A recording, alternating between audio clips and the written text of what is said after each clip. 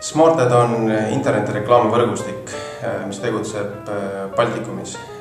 Me viime läbi internetis reklaamipsühholoogial põhinevaid kampaaniaid. Meie võrgustikus on üle 500 veebisaidi ning me jõuame praktiliselt kõikide inimesteni Baltikumis.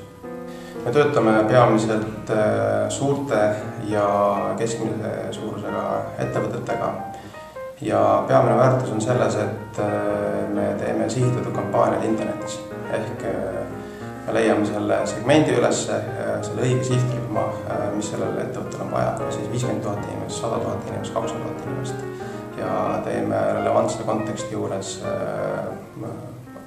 õiget reklaami näitame.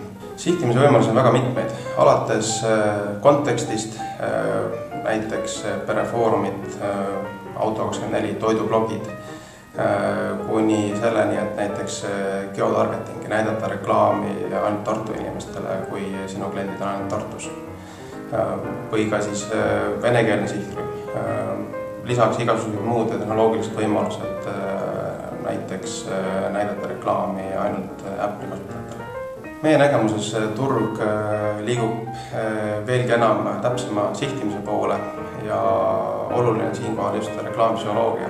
Ehk mitte ainult tehnoloogia ei ole oluline, vaid miks ja kellele mingit reklaami sihitatakse. Ehk ideaalis peaks olema nii, et iga inimene näeks sellist reklaami, mis on relevantne tema jaoks õigel ajal, et ei oleks reklaamiõputust ja ebarelevantset reklaami.